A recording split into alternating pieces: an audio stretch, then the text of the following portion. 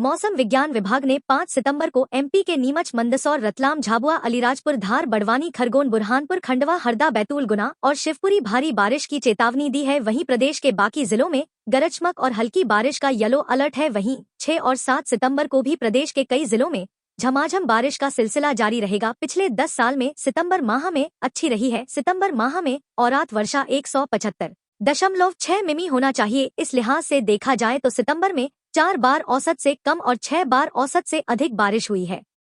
सबसे कम बारिश 2015 में हुई थी, तब पूरे माह में मात्र 42.6 मिमी बारिश हुई थी, जबकि 2019 में सबसे अधिक 563.9 मिमी बारिश हुई थी। शहर में मंगलवार को कभी हल्के तो कभी घने बादल रहे।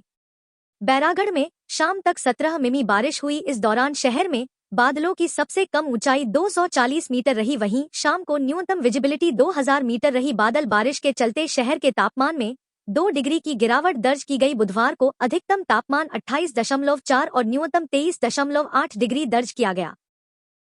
अगर पिछले सालों की स्थिति देखें तो सदर में अच्छी बारिश का ट्रेड रहो है। इस बार भी मानसूनी एक्टिविटी इसी तरह रहने की संभावना है। अभी बारिश का दौर चल रहा है, जो इस सप्ताह लगातार बने रहने की संभावना है। अभी मानसून ट्रफ मप्र के आसपास से गुजर रही है। साथ ही दूसरे सप्ताह में बारिश की गतिविधियां जारी रहने की संभावना है। तीसरे और चौथे सप्ताह में जरूर मानसूनी गतिविधियों में कमी आने के संकेत दिख रहे हैं, लेकिन धूप छांव के बीच हल्की से मध्यम बारिश का दौर रहने की उम्मीद है। जहाँ तक मानसून की विदाई की बात है, यह अक्टूबर के पहले सप्ताह में होने की। भारत के उत्तरी हिस्से में आमतौर पर बारिश सामान्य ही होती है। बीते कुछ सालों में तो कई बार यह बारिश औसत से कम ही रह जाती थी, लेकिन इस साल बारिश ने सारे रिकॉर्ड तोड़ दिए हैं।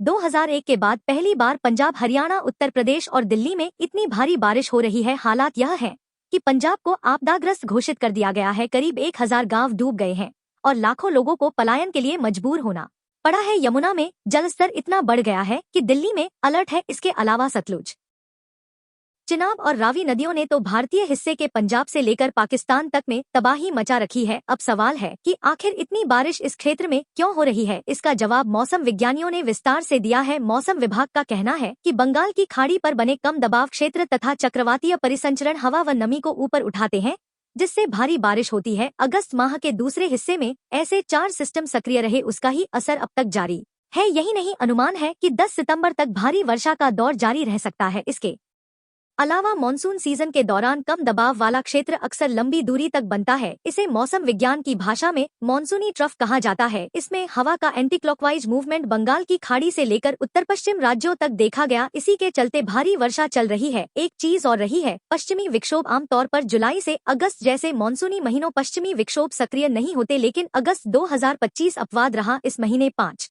पश्चिमी विक्षोभ सक्रिय रहे, जबकि यह औसत 1.5 का ही रहा है। उच्च स्तर पर ईरान क्षेत्र के आसपास स्थिर हवाओं ने इन विक्षोभों को दक्षिण दिशा यानी भारत की ओर धकेला, जिससे जम्मू कश्मीर समेत आसपास के क्षेत्रों में तेज बरसात हुई। यही नहीं, मौसम विभाग का कहना है कि सितंबर महीने में भी बारिश औसत से अधिक रहेगी। खासकर हिमाचल प्रदेश, उत्तराखंड, दिल्ली एवं राजस्थान जैसे इलाके अगले कुछ दिनों तक लगातार तेज बरसात झेल सकते हैं।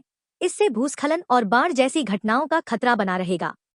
देश भर में अब तक मानसून सीजन में कुल मिलाकर लगभग 6% ज्यादा बारिश हुई, जबकि पूर्वी हिस्से सूखे रहे। आमतौर पर पूर्वी भारत में अच्छी बारिश होती रही है, लेकिन इस बार उल्टा हुआ है। उत्तर पश्चिम हिस्सा सबसे ज्यादा प्रभावित रहा, जहां 27% अतिरिक्त वर्षा अब तक दर्ज की जा चुकी है। इसमें और अधिक इजाफे की संभावना है।